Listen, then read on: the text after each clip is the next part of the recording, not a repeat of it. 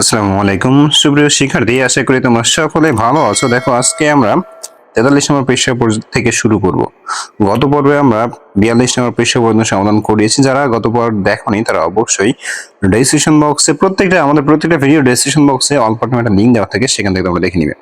এখন দেখো, 43 নম্বর পৃষ্ঠা যাওয়ার আগে বলতেছে অবশ্যই কমেন্ট বক্সে চেক করে নিবে আমাদের কোনো কমেন্ট দেওয়া রয়েছে কিনা। আর যারা পড়তে চাও, খুলনা শহরে টিউটর খুঁজছো, তারা অবশ্যই আমাদের হোয়াটসঅ্যাপ নাম্বারে যোগাযোগ করবে। লক্ষ্য করি, দেখো এখানে বলা হয়েছে যে কয়েকটা দরিদ্র পরিবারকে দেওয়ার জন্য সুমির বাবা বাজার থেকে 15 লিটার তেল, 18 কেজি আটা ও 24 কেজি চাল কিনলেন। সর্বাধিক কতটি পরিবারের মধ্যে সুমি পণ্যগুলো সমান ভাগে ভাগ করে দিতে পারবে? তাহলে ভালোভাবে বুঝি, এখানে কথাটা কি বলা হয়েছে। কথাটা বলা হয়েছে সর্বাধিক। সর্বনিম্ন যদি থাকে, খেয়াল করি, সর্বনিম্ন যদি থাকে তাহলে আমরা লসাগু করি। ঠিক আছে, সর্বনিম্ন এই কথা যদি থাকে তাহলে আমরা লসাগু করি, আর যদি সর্বাধিক থাকে তাহলে আমরা কি করি? গসাগু করি। তো এখন আমাকে সেটা কাজটাই করতে হবে। তো খেয়াল করি, আমাদের এখানে ডিরেক্টলি বলা হয়েছে সর্বাধিক। তো এখন লক্ষ্য করি, এই যে সর্বাধিক এখানে লেখা আছে, তাহলে এখন আমাদের প্রথম কাজ হচ্ছে এই যে 15 এবং 18, এই দুইটার আমাকে কি করতে হবে? সমানভাবে আমাকে গুণনীয়ক বের করতে হবে, অর্থাৎ একইভাবে আমাকে গুণনীয়ক বের করতে হবে। তারপরে এই যে 24 কেজি চাল এবং 24 কেজি চাল, দেখো শুধু 15-18 না, 15 যেমন গুণনীয়ক বের করবো, 18 যেমন গুণনীয়ক বের করবো, 24 ঠিক একইভাবে আমরা কি করব? গুণনীয়ক বের করব। বের করার পরে সেখান থেকে সাধারণ গুণনীয়ক বের করে আমরা দেখবো যে কোনটা সর্বোচ্চ রয়েছে, সব থেকে বড় রয়েছে, সেটাই হচ্ছে আমাদের গসাগু। তাহলে এখন দেখো, এখানে আমাকে অঙ্কটা কিন্তু করে দেওয়া রয়েছে, খেয়াল করে লক্ষ্য করি। এখানে দেখো বলা হয়েছে নিচে 15, 18 এবং 24 গুণনীয়কগুলো লিখে সাধারণ গুণনীয়ক খুঁজি। তাহলে এখানে আমরা প্রথম লিখছি যে 15 গুণনীয়ক 1, 3, 5, 15, ঠিক একইভাবে 18 ঠিক একইভাবে আমাদের 24 দেওয়া রয়েছে। এখন আমাকে বলা হয়েছে সাধারণ গুণনীয়ক খুঁজি। সাধারণ গুণনীয়ক মানে হচ্ছে মিল যেগুলো থাকবে। কি বলছি? মিল যেগুলো থাকবে। তখন খেয়াল করি, 1 মিল আছে, 3 মিল আছে, আর কিন্তু কোনোটা মিল দেখা যাচ্ছে না। ঠিক আছে, তাহলে আমরা দেখতে পারি, তাহলে এখানে দেখো সেটা দেওয়া হয়েছে যে 15 এর গুণনীয়ক, 18 এর গুণনীয়ক, 24 এর গুণনীয়ক, সর্বশেষে এই তিনটা সাধারণ গুণনীয়ক 1 আর 3। এখন যদি আমরা গসাগুর কথা চিন্তা করি, তাহলে সর্বোচ্চ যেটা রয়েছে সেটা তার মানে কত? 3 যেটা রয়েছে। ঠিক আছে, তাহলে এটাই হচ্ছে আমাদের গসাগু। তার মানে আমরা বলতে পারি যে সর্বাধিক, খেয়াল করি, তার মানে আমরা বলতে পারি যে সর্বাধিক 3টা পরিবারের মধ্যে এটা ভাগ করে দেওয়া যাবে। এবার দেখো এখানে বলা হয়েছে, তাহলে এখানে কত? সর্বাধিক কত? 3টা পরিবারের মাঝে এটা ভাগ করে দেওয়া হয়, এটা সহজ বলে বলা হয়ে গেল। তাহলে এখন আমাকে বলা হয়েছে, দেখো এখানে 16, 28, 36 এর গসাগু নির্ণয় করতে বলা হয়েছে। তো আমরা চলো প্রথমে এটা লিখে দেখাচ্ছি এবং তারপর এটার গসাগু আমরা বের করে দেখাচ্ছি।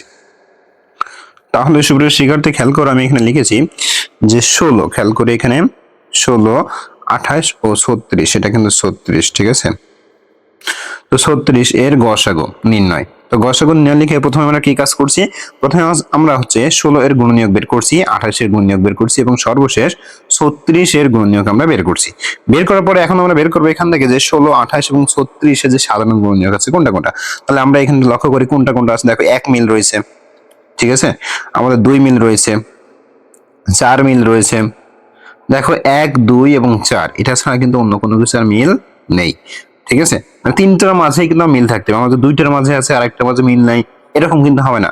আমাকে যে কয়টা থাকবে গুণনীয়ক বের করবো, যে কয়টা সংখ্যার, ঠিক প্রত্যেকটা সংখ্যারই গুণনীয়কের ভিতরে মিল থাকতে হবে। তাহলে দেখো এখানে আমরা লক্ষ্য করতেছি যে শুধুমাত্র 1, 2 এবং 4, এটা ছাড়া কিন্তু আর কোনো মিল নেই। তার মানে আমরা এখন বলতে পারি যে 16, দেখো খেয়াল করি, আমরা এখন বলতে পারি 16, 28 ও 36 এর গসাগু এখানকার সর্বোচ্চ মানে কত হচ্ছে? 4। তাহলে সুপ্রিয় শিক্ষার্থী, দেখো আমরা এখানকার যে প্রশ্নটা ছিল এটা কিন্তু আমরা সহজেই উত্তর করে ফেললাম। এবার আমরা 44 নম্বর পৃষ্ঠায় লক্ষ্য করি,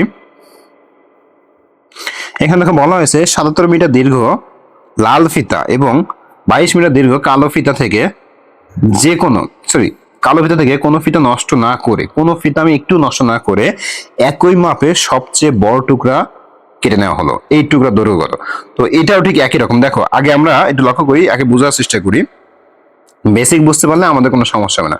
দেখো এখানে ছিল কি সর্বাধিক, সর্বাধিক মানে কি? বড়। সর্বাধিক মানে কি? বড়। ঠিক একইভাবে দেখো এখানে আমাদের সর্বাধিক কথাটা না লিখে আমাকে কি বলা হয়েছে? যে বড় টুকরাটি কেটে নেওয়ার কথা বলা হয়েছে। তার মানে কি এখানেও ঠিক একইভাবে আমাকে প্রথম 77-এর গুণনীয়ক বের করতে হবে, 72-এর গুণনীয়ক বের করতে হবে। বের করার পরে দুইটা থেকে আমাকে সাধারণ গুণনীয়ক বের করতে হবে। সাধারণ গুণনীয়ক বের করার পরে ওখান থেকে যেটা বড় হবে সেটাই হচ্ছে আমাদের কাঙ্ক্ষিত উত্তর। তাহলে দেখো এখানে আমাকে অলরেডি ছক আকারে করে দেওয়া রয়েছে, আমি ছক আকারে অ্যান্সারটা করি। তাহলে দেখো 77-এর গুণনীয়ক যদি বলি তাহলে 1 এবং 77, কারণ 1 সবার মধ্যে আছে, ভালোই বুঝি 1 সবার মধ্যে আছে, তাহলে 1 এবং 77 আমার রয়েছে।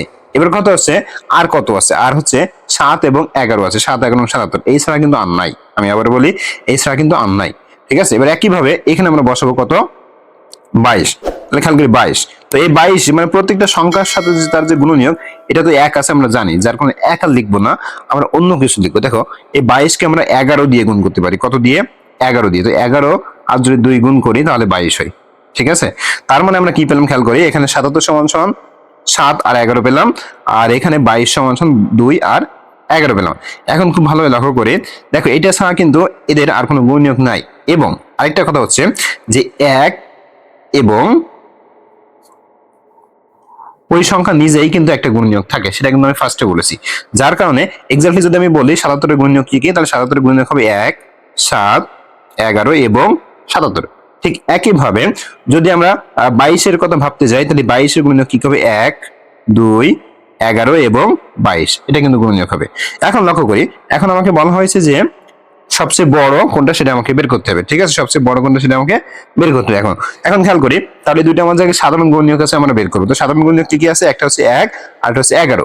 তাই দেখো বলা হচ্ছে সবচেয়ে বড় মৌলিক গুণনীয়ক হচ্ছে বা মৌলিক উৎপাদক হচ্ছে 11 দিয়ে 77 এবং 72-কে বিভাজ্য করা যায়। তার মানে এই যে মৌলিক যেটা রয়েছে এই মৌলিকটা দিয়ে আমাদের 11 এবং 22 দুইটাকে কিন্তু বিভাজ্য করতে পারি। তাই বলা হয়েছে দেখো 77 এবং 22-এর লসাগু সরি গসাগু হচ্ছে 11 মিটার। তোমরা যদি এইটুকু না বুঝো, আমি আবার বলি এইটুকু যদি তোমরা না বুঝো এভাবে করার দরকার নেই, তোমরা কিভাবে করবা, এখানে এইভাবে লিখবা, সেটা হচ্ছে যে 22 ও 77 এর সাধারণ গুণনীয়ক, এর সাধারণ গুণনীয়ক। তাহলে সাধারণ গুণনীয়ক কি কি পেলাম, শিক্ষার্থী বলো, দেখো 1 পেয়েছি আর 11 পেয়েছি, 1 আর 11 পেয়েছি। তার মানে এখন যদি আমরা গসাগুর কথা বলি, কি বলি, গসাগুর কথা বলি, তো গসাগু মানে কোনটা হয়, বড়টা হয়, এটা আমরা কিন্তু জানি। তার মানে কত হবে, 11 হবে। এই যে আমাদের হয়ে গেল। যদি তোমাদের এইটুকু বুঝতে অসুবিধা হয় আমি বলেছি ওই সাইডে যেভাবে দেখিয়ে দিয়েছি ওইভাবে তোমরা করে ফেলবা, ঠিক আছে। এবার দেখো বলা হয়েছে মৌলিক উৎপাদকের সাহায্যে 63 এবং 72-এর গসাগু আমাকে নির্ণয় করতে হবে। আমি আবারও বলি আমাকে মৌলিক উৎপাদকের সাহায্যে কিন্তু নির্ণয় করতে হবে। এখন তার আগে আমাকে আগে একটা জিনিস জানতে হবে, সেটা হচ্ছে এই মৌলিক উৎপাদকটাই আসলে কি, এই মৌলিক উৎপাদকটাই আসলে কি, হোয়াট ইজ। তাহলে খেয়াল করি এখন এই মৌলিক উৎপাদকটা আমরা খেয়াল করি, এই মৌলিক উৎপাদকটা আসলে কি। এখন দেখো এই মৌলিক উৎপাদক বুঝতে হলে তোমাকে মৌলিক সংখ্যা কাকে বলে সেটা জানতে হবে, যৌগিক সংখ্যা কাকে বলে সেটা তোমাকে জানতে হবে। তো আমি তোমাকে একটা মুখে একটু বলে দিচ্ছি, খেয়াল করো সবাই। প্রথম আসে মৌলিক সংখ্যা। মৌলিক সংখ্যা জাস্ট একটা ভাবে আমি বলে দিচ্ছি, এই একটা ভাবে সারা জীবন মনে রাখবে। একটা হচ্ছে যে সংখ্যার 1 এবং ওই সংখ্যা ছাড়া আর কোনো গুণনীয়ক নেই, মানে ওই সংখ্যা ছাড়া 1 এবং ওই সংখ্যা ছাড়া অন্য কোনো সংখ্যা দিয়ে নিঃশেষে বিভাজ্য করা যায় না, বিভাজ্য হয় না, তাকে বলা হয় মৌলিক সংখ্যা। আর যৌগিক সংখ্যা কি, যৌগিক সংখ্যা বলছি যে যার একাধিক মানে 1 ছাড়াও আর ওই সংখ্যা ছাড়াও 1 এবং ওই সংখ্যা ছাড়াও আরো আমার গুণনীয়ক রয়েছে। তার মানে 1 এবং ওই সংখ্যা ছাড়াও আরো অন্যান্য সংখ্যা দিয়ে নিঃশেষে বিভাজ্য করা যায়, তাকে বলবো কি আমরা যৌগিক সংখ্যা। একটু এক্সাম্পল খেয়াল করি, দেখো যদি 2 এর কথা বলি, তা 2 কে কিন্তু 1 এবং 2 ছাড়া অন্য কোনো সংখ্যা দিয়ে ভাগ করা যায় না। যদি আমরা 7 এর কথা বলি, 7 কেও কিন্তু 1 এবং ওই 7 ছাড়া অন্য কোনো সংখ্যা দিয়ে ভাগ করা যায় না। কিন্তু এখানে খেয়াল করে যদি 9 এর কথা বলি, তাই 9 কে দেখো 1 এবং 9 দিয়ে তো ভাগ করা যাচ্ছে, সাথে 3 দিয়েও ভাগ করা যায়। তার মানে বলতে পারি এই 9 হচ্ছে আমাদের যৌগিক সংখ্যা, আর এই যে দুইটা 2 এবং 7 এটা হচ্ছে আমাদের মৌলিক সংখ্যা। তাহলে মৌলিক উৎপাদক যখনই বলা হবে তার মানে এই মৌলিক সংখ্যাগুলো আমাকে আসবে, এখানে যৌগিক সংখ্যা কোনোভাবে আনা যাবে না। প্রথম আমাকে গুণনীয়ক বের করতে হবে, গুণনীয়ক বের করার পরে ওখান থেকে আমাকে বেছে নিয়ে আসতে হবে যে কোনটা কোনটা মৌলিক সংখ্যা, এবং সেইগুলো আমাকে মূলত আলাদা করতে হবে, আর সেখান থেকে আমাকে মূলত গসাগুটা নির্ণয় করতে হবে। তো চলো তাহলে আমরা সরাসরি অঙ্কে চলে যাই এবং লক্ষ্য করি। দেখো এখানে আমাদের 63 দেওয়া রয়েছে। এখন কথা হচ্ছে 63-র সাথে কত গুণ করলে আমাদের এই যে 21 হবে। তো 63-র সাথে আমরা 3 যদি গুণ করি আমাদের 63 কে যদি 3 দ্বারা ভাগ করে 21 হয়, আবার 63 কে 21 দ্বারা ভাগ করলে আমার 3 হয়। আরো যদি সহজভাবে বলি তাহলে এই দুইটা গুণ করলে আমাদের 63টা পাওয়া যায়। এবার খেয়াল করি এই 21 কে আমাকে ভাঙাতে হবে। তো 21 কে দেখো আমি 3 আর 7 দিয়ে ভাঙাতে পারি, ঠিক আছে? 3 আর 7 গুণ করলে আমরা 21 পাচ্ছি। তাহলে একটু খেয়াল করি অ্যাকচুয়ালি আমরা 63 সমান কি কি পেলাম। এখন খেয়াল করি আমাদের কিন্তু তোমরা বলবা যে স্যার 1 দিয়েও তো ভাগ করা যায়, 63 দিয়েও তো ভাগ করা যায়, তাহলে আপনি কেন সেটা লিখলেন না, এখানে বসলেন না, তাই না? তো এখন খেয়াল করি আমি ফার্স্টে বলেছি যে আমরা মৌলিক উৎপাদক করব। কি করব? মৌলিক উৎপাদক। এখন তাহলে এখানে আমাকে ঠিক জাস্ট মৌলিক উৎপাদকটাই বসাতে হবে, আমি অন্য কোনো কিছু বসাতে পারবো না। আমি আবারও বলি, আমি জাস্ট এখানে কি বসাবো? মৌলিক উৎপাদক বসাবো, আমি অন্য কোনো কিছু বসাতে পারবো না, ঠিক আছে? ঠিক একইভাবে দেখো আমরা এখানে খেয়াল করি, এখানে দেখো তাহলে 72 আর এখানে বাসছে কত? 36। 36 সাথে যদি আমরা 2 গুণ করি আমাদের কত হয়? 72 হয়। এবার 36টাকে আমাকে ভাঙাতে হবে, যদি এটাকে আবার 18 কে 2 দ্বারা গুণ করি 36 হয়। এবার 18 কে ভাঙাতে হবে, দেখো 2 আর 9 যদি গুণ করি তাহলে কত হয়? 18 হয়। এই 9টা যদি তোমরা কেউ এই পাশে বসাও, 2টা যদি এই পাশে বসাও তাহলে কিন্তু হবে না, ঠিক আছে? এবার খেয়াল করি 9 এর ক্ষেত্রে আবার 3 আর 3 গুণ করলে কত হয়? 9 হয়। তাহলে দেখো আমরা 36 এবং যে 72 এই দুইটারই কিন্তু আমরা কি করলাম? মৌলিক উৎপাদকে বিশ্লেষণ করলাম। কিভাবে একটু লক্ষ্য করি, দেখো কিভাবে আসলে মৌলিক উৎপাদকে বিশ্লেষণ করলাম একটু লক্ষ্য করি। দেখো দেখো এই যে সংখ্যাটা এটা মৌলিক সংখ্যা, এই যে সংখ্যাটা এটা মৌলিক সংখ্যা, এই যে সংখ্যাটা এটাও আমার কি মৌলিক সংখ্যা। ঠিক একইভাবে যদি এখানে আসি, এই সংখ্যাটা মৌলিক সংখ্যা, এটাও মৌলিক সংখ্যা, এটাও মৌলিক সংখ্যা, আবার এটাও মৌলিক সংখ্যা, এটাও আমার মৌলিক সংখ্যা। কিন্তু এই পাশে যে সংখ্যাগুলো এগুলো কিন্তু মৌলিক সংখ্যা নয়। বুঝতে পারছি? এগুলো আমার কি সংখ্যা নয়? মৌলিক সংখ্যা নয়। এখন জাস্ট আমাকে কি করতে হবে? এই সংখ্যাগুলো আমাকে এখন বসাতে হবে, সংখ্যাগুলো আমাকে কি করতে হবে? এখন বসাতে হবে খুব সুন্দরভাবে। কারণ কি আমাকে এখন গসাগু নির্ণয় করতে হবে। ওকে, তো লক্ষ্য করি সবাই। তো এখন লক্ষ্য করে দেখো, তাহলে আমরা প্রথমে 63 ঘরে আসি। তাহলে যে মৌলিক সংখ্যাগুলো আমি তোমাদেরকে বলেছি, এখন এই 63 বরাবর জাস্ট সেই মৌলিক সংখ্যাগুলো আমি বসাবো, ঠিক আছে? তো লক্ষ্য করি দেখো এখানে প্রথম 3, একটা 3 হচ্ছে 2টা, তো 3 আমি 2টা বসালাম, সর্বশেষ কত? 7, এই আমি বসে ফেললাম, ঠিক আছে? এবার তুমি একটা কাজ করো, দেখো এইগুলো গুণ করে দেখো, দেখো আমার 63 হচ্ছে। দেখো 3 7 21, 3 21 কত হয়? 63 হয়। আমরা পেয়ে গেলাম। ওকে, এবার আমরা পরেরটায় আসি 72-এ। তো 72-এ ঠিক একইভাবে দেখো 2 আছে কয়টা? 2 আছে 3টা, 3 আছে 2টা। তাহলে এটা আমরা জাস্ট লিখবো যে 2 হচ্ছে আমাদের 3টা আর 3 হচ্ছে আমাদের 2টা। তাহলে এই দেখো মৌলিক যে উৎপাদকগুলো, আমি আবারও বলি মৌলিক যে সংখ্যাগুলো ছিল সেগুলো কিন্তু আমরা অলরেডি বসিয়ে ফেলেছি। এখন আমাদের এখান থেকে কি করতে হবে? গসাগু নির্ণয় করতে হবে। তো গসাগু নির্ণয় করতে হলে আমরা সবাই ভালোভাবে জানি যে আমাদের সাধারণ গুণনীয়ক বের করতে হয়। কি বের করতে হয়? সাধারণ গুণনীয়ক। এখন খেয়াল করি মিল আছে কি কি। দেখো এখানে 3 মিল আছে, এখানে 3 আছে, এখানে 3 আছে, এখানে 3 আছে। তার মানে 2টা 3 মিল আছে, 2টা 3 মিল আছে। তাহলে এই 2টা 3 হচ্ছে আমাকে গুণ করে যা পাবো সেটাই হচ্ছে আমাদের গসাগু, অর্থাৎ মৌলিক উৎপাদকের সাহায্যে গসাগু। মৌলিক উৎপাদকের সাহায্যে আমাকে কি করতে হয়? খুব সহজভাবে আমাকে খেয়াল করতে হয়, মৌলিক উৎপাদকে আমাকে ভাঙতে হয়। প্রত্যেকটা সংখ্যা আমাকে মৌলিক উৎপাদকে ভাঙতে হয় গুণনীয়কের সাহায্যে, ঠিক আছে? এবং ওটা ভাঙার পরে ওখান থেকে আমাকে যে কয়টা মিল থাকবে, 3 যদি 3 বার মিল থাকে 3 বার নিতে হয়, 3 যদি 2 বার মিল থাকে 2 বার নিতে হয়। তাই দেখো বলা হয়েছে 3 এখানে আমরা 2 বার মিল পাইছি, তাই 3 আমরা 2 বার লিখছি। তাহলে সমান কত পেলাম? 9 পেলাম। এখন তোমাদের মনে প্রশ্ন আসতে পারে, স্যার এটা কি আসলে হয়েছে? যদি তোমাদের মনে কিন্তু তৈরি হয়, তোমরা একটা কাজ করবা, সেটা হচ্ছে যে প্রথম তোমরা 63 এর গুণনীয়কগুলো কি কি আছে বের করবা। যেমন দেখো 1 3 3, তারপরে 9, তারপরে 21, ও 7ও রয়েছে, এর ভিতরে একটা 7ও রয়েছে, 7 21, আর সর্বশেষ হচ্ছে আমাদের কত? 63। এরকম 63টা পেয়ে গেলাম। ঠিক একইভাবে 72টা করে ফেলবা। 1 2, তারপরে 3 14 কত হয়? 42। এভাবে গুণ করে দেখবা। 3 দিয়েও আমাকে যাবে, 3 দিয়ে কত দিয়ে যাবে? 3 দিয়ে হচ্ছে, একটু খেয়াল করি। তো সুপ্রিয় শিক্ষার্থী দেখো খেয়াল করো, আমরা এখানে আমাদের গুণনীয়কগুলো কিন্তু লিখে ফেলেছি। এখন আমরা এখান থেকে মিল আছে কোনটা কোনটা সেটা খুঁজে বের করি। দেখো আমাদের 1 মিল আছে, আমাদের 3 মিল আছে, তারপর খেয়াল করি দেখো আমাদের 9 মিল আছে। দেখো আর কিন্তু কোনোটা মিল নাই, তার মানে আমরা অ্যাকচুয়ালি পাইলাম কি 1 3 এবং 9। এখন যদি গসাগু নির্ণয় করি সব থেকে বড়টা হয় কত? 9। তাহলে দেখো আমাদেরকে উত্তর কি মিলছে? উত্তর কি মিলছে? হ্যাঁ মিলছে। তার মানে আমাদের অঙ্কটা সঠিক আছে। দেখো আমি প্রত্যেকটা অঙ্ক যেগুলো জটিল থাকে আমি তোমাদেরকে চেষ্টা করি এটা প্রুফ কিভাবে নির্ণয় করবা সেগুলো করার, ঠিক আছে? আর এইগুলো হলে তোমাদের অঙ্কের প্রতি একটা দৃঢ় মনোবল তৈরি হয়, যেগুলো তোমাদের পরবর্তী ধাপে যেতে খুবই সহায়তা করে। আচ্ছা এখন আমাদের দেখো এখানে বলা হয়েছে মৌলিক উৎপাদকের সাহায্যে আমাদের 1 2 3 এভাবে মোট 6টা অঙ্ক দেওয়া রয়েছে, 6টা অঙ্কের সমাধান আমাকে করতে হবে। তো চলো আমি এটা কাজ করি, আমি প্রত্যেকটাই তোমাদেরকে মৌলিক উৎপাদকের সাহায্যে দেখাই দিই, ঠিক আছে। এখন কথা হলো আমরা কিন্তু এই বইয়ের নিয়মে এইভাবে করব না, আমরা আমাদের নিয়মে করব। কিভাবে করব? আমরা হচ্ছে প্রথম গুণনীয়ক বের করব। কি বের করব? প্রথম আমরা গুণনীয়কগুলো বের করব, ঠিক আছে। এবার গুণনীয়কগুলো বের করার পরে সেখান থেকে আমরা মৌলিক সাধারণ গুণনীয়কগুলো আমরা আলাদা করব। কি বলছি? প্রথম আমরা গুণনীয়ক বের করব এবং সেখান থেকে আমরা মৌলিক সাধারণ গুণনীয়কগুলো আমরা আলাদা করব। চলো আমরা দেখে ফেলি। সুপ্রিয় শিক্ষার্থী লক্ষ্য করো, দেখো এখানে আমি প্রথমে লিখছি 40 এর গুণনীয়ক। দাগ নাম্বার 1 প্রথম লিখছি 40 এর গুণনীয়ক। এটা যদি তোমরা একটা বুঝতে পারো, তোমরা A to Z সবকটা হয়ে যাবে। বইয়ের নেমে করার দরকার নেই, আমি যেভাবে তোমাদেরকে করিয়ে দিয়েছি তোমরা সেভাবে করবা। প্রথম লিখবো 40 এর গুণনীয়ক, লেখার পরে এবার খেয়াল করো যা যা আছে লিখবাম, তারপর ঠিক একইভাবে 90 এর গুণনীয়ক যা যা আছে লিখবাম যেমন লিখছি। লেখার পরে এবার তোমরা মনে মনে প্রথম দেখবা যে কি কি মিল আছে। তো আমরা দেখতেছি যে 1 মিল আছে, 2 মিল আছে, 5 মিল আছে এবং 10 মিল আছে প্রত্যেকটার মাঝে। তাহলে আমাদের এখন কিন্তু কাজ হচ্ছে মৌলিক গুণনীয়ক। এখন খেয়াল করি 1 কি আমাদের মৌলিক সংখ্যা? না, তাহলে 1 আমরা নিব না। 2 আমাদের মৌলিক সংখ্যা? হ্যাঁ 2 নিব। 5 আমাদের মৌলিক সংখ্যা? হ্যাঁ আমরা 5 নিব। 10 আমাদের মৌলিক সংখ্যা? না, সুতরাং 10 আমরা নিব না। তার মানে এক্স্যাক্টলি আমরা কোনটা কোনটা পেলাম খেয়াল করি। তাহলে যেটা যেটা পেয়েছে জাস্ট সেটা সেটা আমরা কি করবো? গোলা দিয়ে রাখবো, ঠিক আছে। এবং সেটা উভয় পাশে গোলা দেবো, এখানে গোলা দিব, এখানে গোলা দিব। তো দেখো ওই যেটা যেটা পেয়েছি ওটা আমরা জাস্ট এখন লিখবো কত? 2 গুণ 5। আর এই দুইটা যদি আমরা গুণ করে দিই তাহলে যেটা পাবো ওটাই হচ্ছে আমাদের কি কাঙ্ক্ষিত লসাগু না গসাগু, গসাগু।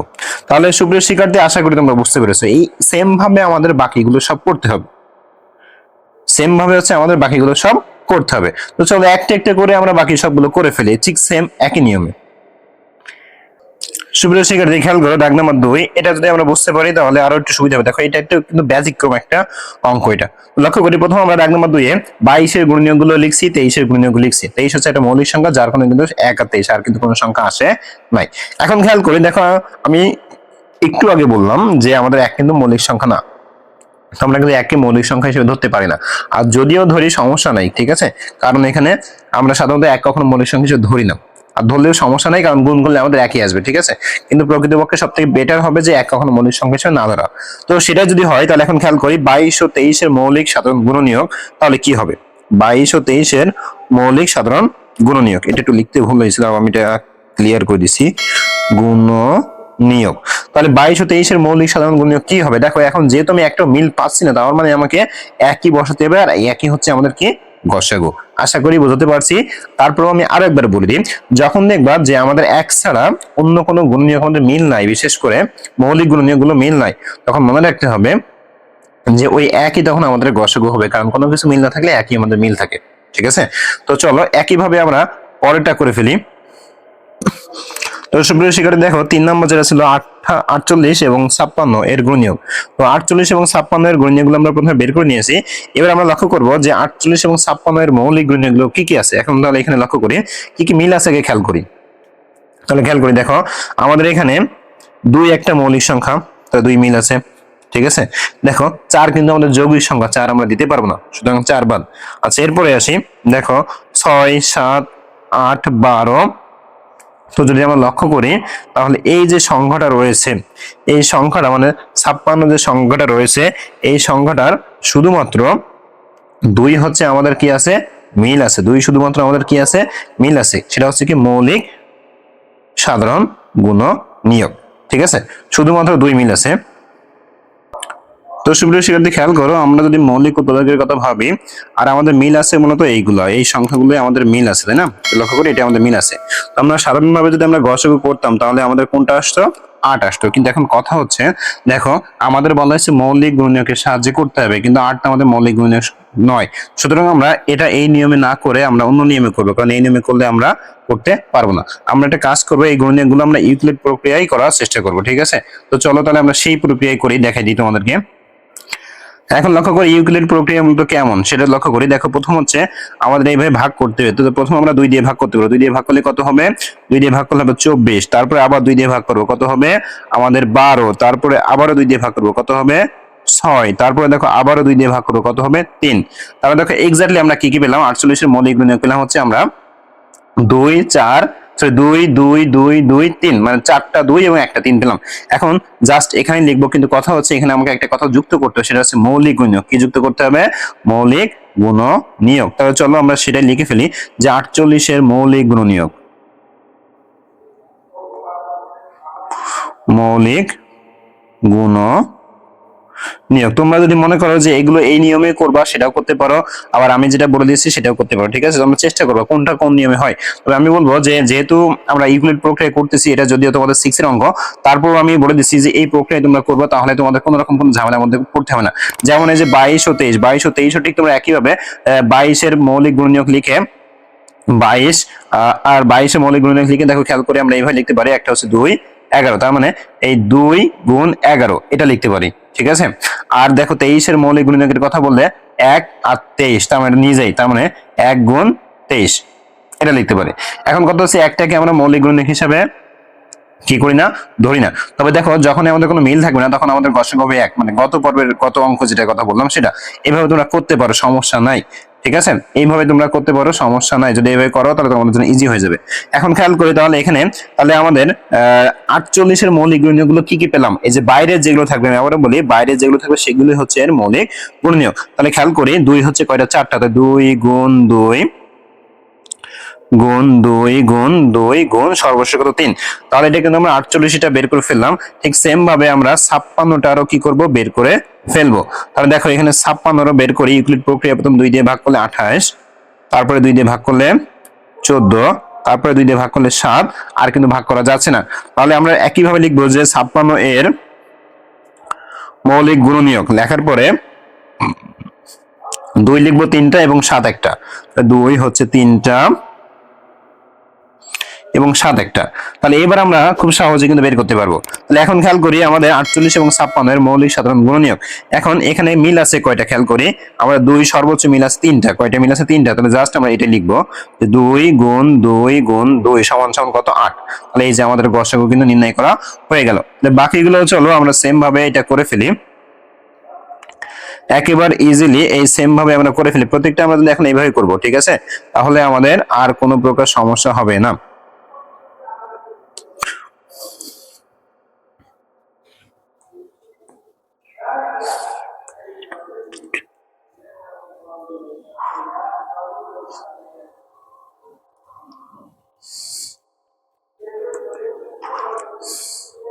তো সুপ্রিয় শিক্ষার্থী খেয়াল করো, আমরা পরে যেটা 4 নম্বরে সেখানে 15, 25 এবং 40 এটা আমাকে মৌলিক গুণনীয়ক বের করতে হবে।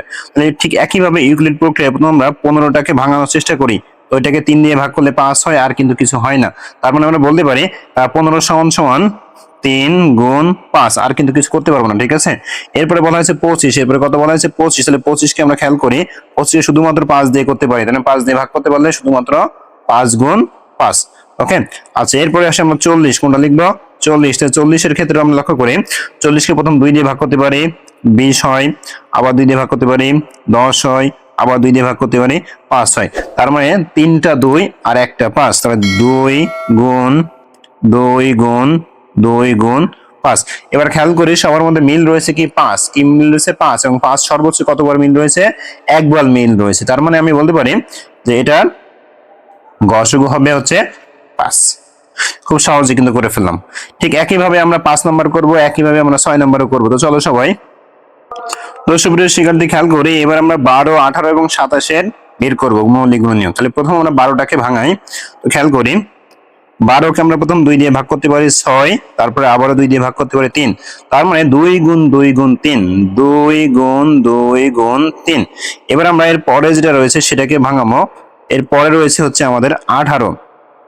তাহলে 18কে যদি ভাঙাই প্রথম 2 দিয়ে ভাগ করলে 9, তারপর 3 দিয়ে ভাগ করলে 3। তার মানে 2 গুণ 3 গুণ 3, 2 গুণ 3 গুণ 3।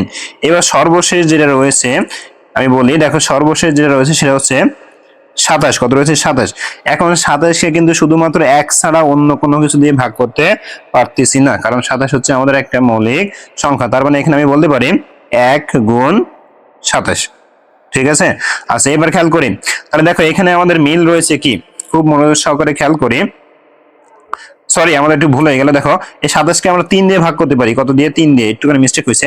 3 দিয়ে ভাগ করতে পারি।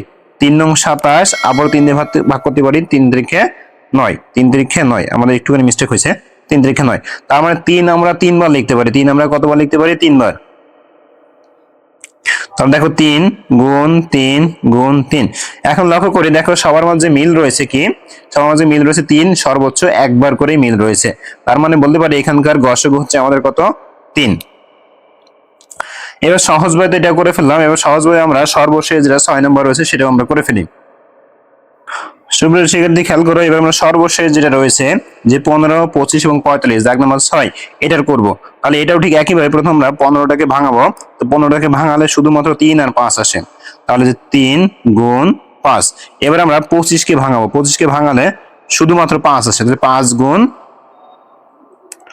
5। এবার আমরা 45কে ভাঙাবো, খেয়াল করি কতকে ভাঙাবো, 45। তাহলে এই যে 45কে আমরা এখন প্রথম 5 দিয়ে ভাগ করব, 9 হবে, তারপর 3 দিয়ে ভাগ করব, 3 হবে। তার মানে 5 গুণ 3 গুণ 3, অথবা 3 তুমি আগে দিতে পারো, দিয়ে পরে 5 বসাতে পারো, কোনো সমস্যা নেই।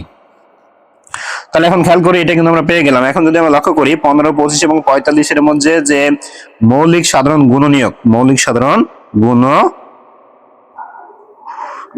তাহলে এখানে কি কি মিল আছে খেয়াল করি। আমাদের এখানে 5 রয়েছে, সর্বোচ্চ কতবার, একবার রয়েছে, তার মানে বলতে পারি এখানে গসাগু হবে কত, 5। 3 কিন্তু হবে না, ঠিক আছে, 3 কিন্তু হবে না, আবার বলে 3 কিন্তু হবে না। তাহলে সুপ্রিয় শিক্ষার্থী আমরা কিন্তু খুব সহজে মৌলিক গুণনীয়ক যে কিভাবে বের করতে হয়, বা বলতে পারি মৌলিক উৎপাদকের সাহায্যে যে গসাগু নির্ণয় করতে হয় কিভাবে, সেটা কিন্তু করে ফেললাম। এবার আমরা চলে আসি, এখানে দেখো বলা হয়েছে মৌলিক গুণনীয়ক বা উৎপাদকের সাহায্যে 28, 42 এবং 56 এর গসাগু নির্ণয় করা হলো। এখানে কিন্তু এগুলো দেওয়া রয়েছে, তোমরা এগুলো করে ফেলতে পারো, ঠিক আছে। তারপর আমরা দেখিনি, খেয়াল করে আমাকে যাচাই করতে হবে, যেভাবে ইউক্লিড প্রক্রিয়া আমাকে করতে হবে। তাহলে দেখো প্রথম 28 এর গুণনীয়ক আমাকে বের করেছে 2, 1 2 4, এইভাবে মোট বের করা হয়েছে, এবং একইভাবে আমাদের 42 বের করা হয়েছে, একইভাবে আমাদের 56 বের করা হয়েছে। এখন লক্ষ্য করি এখানে মিল আছে কি কি, লক্ষ্য করি আমাদের মিল আছে কি কি, মিল আছে 2, 7 এবং 14। এখন এই 14কে আমি ভাগাতে পারি কি কিভাবে, ঠিক আছে। আবার আমাকে এখানে বলা হয়েছে 28, 42 এবং 56 এর সাধারণ গুণনীয়ক কি, তাও হতে হবে আমাকে কি, যে এই যেগুলো মিল পাইছি সেগুলো, ঠিক আছে, তো সেগুলো আমাকে দেখাতে হবে। তো খেয়াল করি আমি 2 পাইছি, 7 পাইছি, 14 পাইছি, তার মানে এখান থেকে গুণনীয়ক হিসেবে বা গসাগু হিসেবে বলতে পারি 14। ওই যে প্রথম আমি তোমাদেরকে যেভাবে দেখিয়েছিলাম যেভাবে আমরা বের করতে পারি শুধুমাত্র যদি গসাগু বলে, আর যদি মৌলিক উৎপাদক বলে তখন আমাদের এই ইউক্লিড প্রক্রিয়া আমাকে বের করতে হয়। মৌলিক উৎপাদক বললে কি করতে হয়, ইউক্লিড প্রক্রিয়া বের করতে হয়। তো এটা আমি দুইটা ভাগে বের করা যায় ইউক্লিড প্রক্রিয়ায়, যেটা আমি উপরে দেখাই দিলাম, এই যে একটা নিয়ম, আর এখানে যেটা আছে এই হলো একটা নিয়ম, মানে 3টা সংখ্যায় একসাথে বসাতে হয়। আর এটা কিভাবে করতে হয় আমি প্র্যাকটিক্যালি তোমাদেরকে এটাও একটু দেখাই দিই, দুইটা নিয়মই তোমরা জেনে রাখবা কিভাবে করতে হয়। দেখো মনে করো এখানে এটা দিয়ে বুঝাই, দেখো এখানে 28, 42 এবং 56 এর মৌলিক গুণনীয়ক বের করতে বলা হয়েছে। তাহলে প্রথম দেখো আমাকে দেখতে হবে যে প্রত্যেকটা সংখ্যাকে কিন্তু ভাগ করতে হবে, কোনো সংখ্যাকে কিন্তু ভাগ করব না এরকম কিন্তু হবে না, ঠিক আছে। প্রত্যেকটা সংখ্যাকে ভাগ করতে হবে, এমন সংখ্যা দিয়ে ভাগ করতে হবে। তো এখন যদি লক্ষ্য করি আমাদের প্রত্যেক সংখ্যা জোড়, তার মানে আমরা 2 দিয়ে ভাগ করতে পারবো, তাই 2 দিয়ে ভাগ করছি, ভাগ করলে 14, 21, 28 হয়েছে। এবার খেয়াল করি এই 14, 21, 28 কে আবারও এমন সংখ্যা দিয়ে ভাগ করতে হবে যেন প্রত্যেকটাকে ভাগ করতে পারি। তাহলে দেখো এখানে 7 দিয়ে ভাগ করতে পারি, কারণ 2 দিয়ে এখন আর ভাগ করতে পারবো না। 7 দিয়ে ভাগ করলে এখানে 2, 3 এবং 4 হয়েছে, ঠিক আছে। এবার খেয়াল করি এবার পরে কিন্তু আমরা আর ভাগ করতে পারতেছি না, পরে কিন্তু আমরা কি করতে পারতেছি না, ভাগ করতে পারতেছি না। তো সেই ক্ষেত্রে আমাদের এখন কথা হলো স্যার গসাগু তাহলে কোনটা। তো মনে রাখবা যতক্ষণ আমরা সব কয়টা সংখ্যাকে ভাগ করতে পারবো ততক্ষণ, মানে ততগুলোই হচ্ছে আমাদের গসাগু। তো দেখো লক্ষ্য করি এই দুটো সংখ্যা দিয়ে কিন্তু সব কয়টা সংখ্যাকে আমরা ভাগ করতে পারছি, আর কিন্তু আমরা পারি না, তার মানে বলতে পারি এটা হচ্ছে আমাদের কি, গসাগু। এটা হচ্ছে মৌলিক উৎপাদকের সাহায্যে গসাগু। আর মনে রাখবো অবশ্যই ভাগ করার সময় আমাকে মৌলিক উৎপাদক দিয়ে কিন্তু ভাগ করতে হবে। আমরা কিন্তু চাইলেই এখানে খেয়াল করি, আমরা কিন্তু চাইলে এখানে একবারে 14 দিয়ে ভাগ করতে পারতাম, তাহলে কিন্তু আমাদের এই রেজাল্টটা আসতো, কিন্তু এটা করিনি কেন, কারণ আমাকে বলা হয়েছে মৌলিক উৎপাদকে নির্ণয় করতে হবে, যার কারণে কিন্তু 14 কিন্তু মৌলিক সংখ্যা না, যার কারণে কিন্তু আমরা করি নাই। আশা করি বুঝতে পেরেছো। এখন দেখো এই দুইটা প্রক্রিয়া তোমাদেরকে আমি দেখে দিলাম, এই যে বইয়ে একটা প্রক্রিয়া দেওয়া রয়েছে, যদি এটা তোমাদের জটিল মনে হবে, আমার যতটুকু মনে হচ্ছে যেটা তোমাদের জটিল মনে হবে, যার কারণে আমি তোমাদেরকে এটা করে দিয়েছি, এইভাবে তোমরা করবা, এইভাবে করলে তোমাদের আর কোনো প্রকার জটিল মনে হবে না। আলাদা আলাদা করে তোমরা রাফে এটা করে নিয়ে আসবে, নিয়ে এসে উত্তর জাস্ট এখানে বসাই দিবা, ঠিক আছে। তাহলে দেখো এখানে এর গসাগু কত হবে, 14 হবে। আচ্ছা, এবার আসি এখানে দেখো গসক নির্ণয়ের উপায় আমাদের এখানে দেওয়া রয়েছে, তোমরা এটা পড়ে ফেলবা।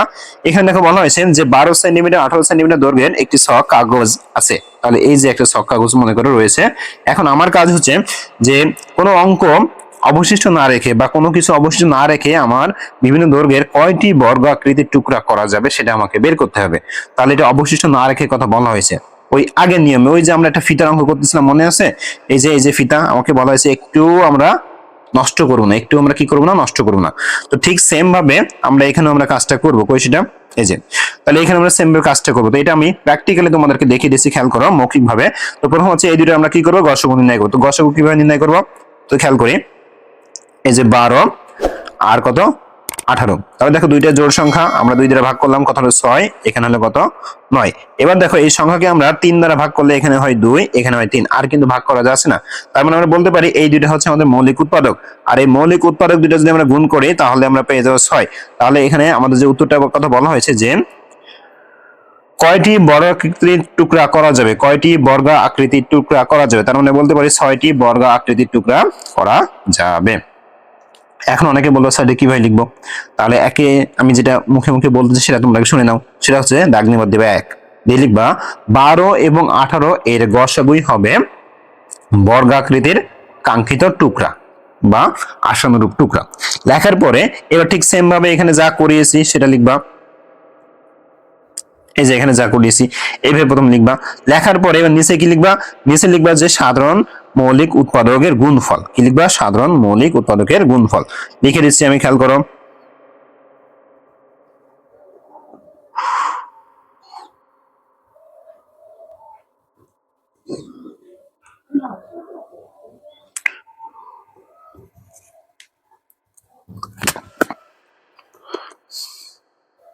তো দেখো বাকি যেটুকু লিখবে সেটুকু আমি লিখে দিয়েছি, সাধারণ মৌলিক উৎপাদকের গুণফল 2 গুণ 3 সমান সমান কত 6, অর্থাৎ কি 6টি টুকরা।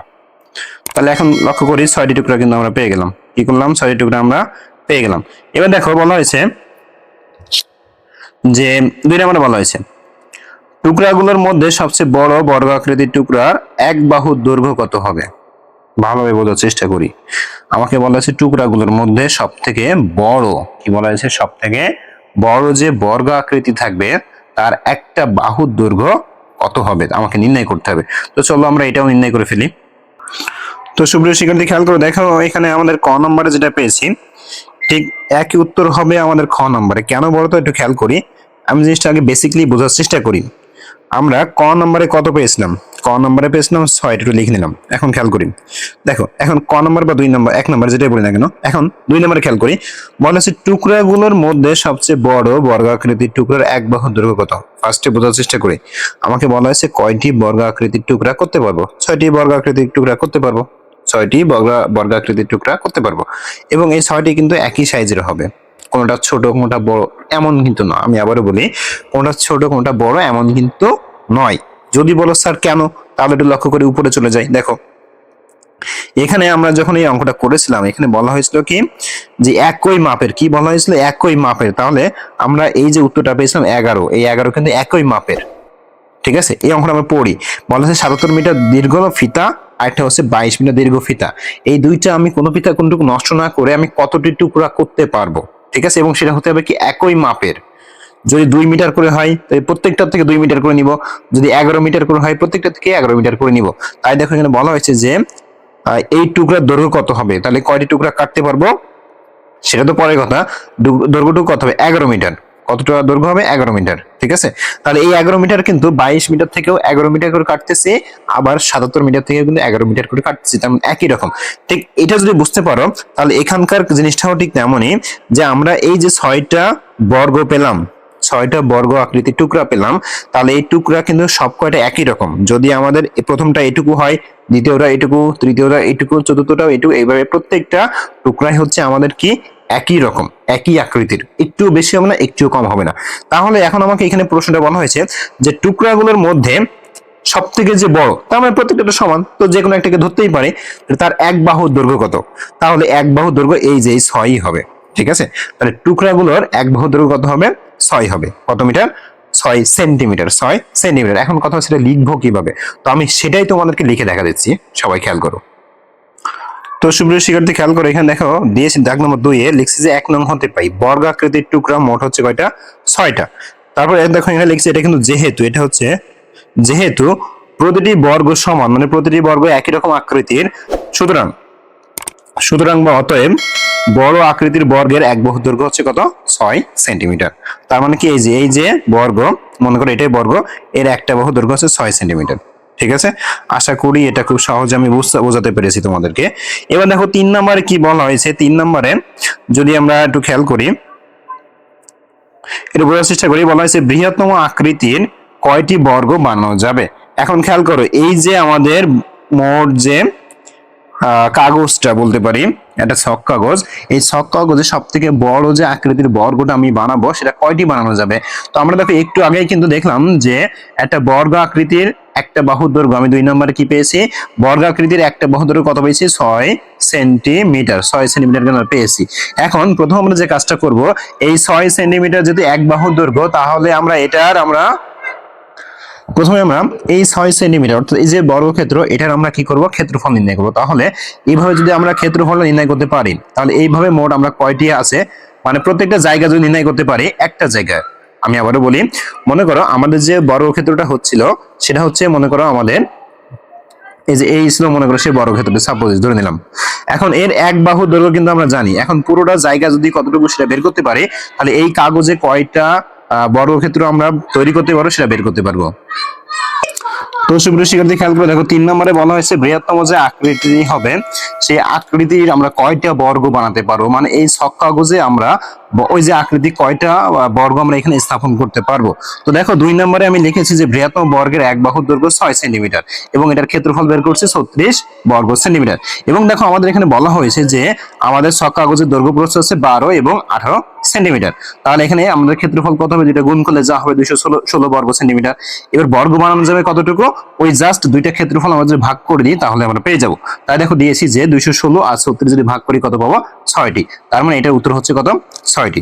তো সুপ্রিয় শিক্ষার্থী এটাই ছিল আজকে আমাদের কাজ, আমাদের আজকের এই পর্ব। আশা করি তোমরা খুব সহজে বুঝতে পেরেছো। এখন দেখো এখানে আমাদের সর্বশেষে বলা হয়েছে যে পঞ্চম শ্রেণীর শিক্ষার্থীদের এতজন ছাত্র এতজন ছাত্রী গণিত বিষয়ে সমস্যা সমাধানের জন্য সর্বোচ্চ কয়টি দলে ভাগ করলে প্রত্যেক দলে ছাত্রছাত্রীর সংখ্যা সমান থাকবে, এটা আমাকে নির্ণয় করতে বলা হয়েছে। চলো আজকের এই পর্বের লাস্ট অঙ্কটা তোমাদেরকে আমি দেখিয়ে দিচ্ছি।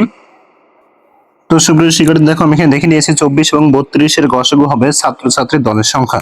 দুইটার আমরা মৌলিক উৎপাদকের সাহায্যে গসাগুটা করছি, পরে মৌলিক উৎপাদকের গুণফল করছি, কত হয়েছে 8, গসাগু 8 অর্থাৎ দল হচ্ছে 8টি। তো সুপ্রিয় শিক্ষার্থী এটাই ছিল আমাদের আজকের পর্ব। আশা করি খুব সহজভাবে খুব ইজিলি তোমাদেরকে আমি প্রত্যেকটা অঙ্ক দেখিয়ে দিতে পেরেছি। এরকম গুরুত্বপূর্ণ ভিডিও পেতে অবশ্যই আমাদের চ্যানেলটাকে সাবস্ক্রাইব করে পাশে থাকা বেল আইকনটি বাজিয়ে দিবে।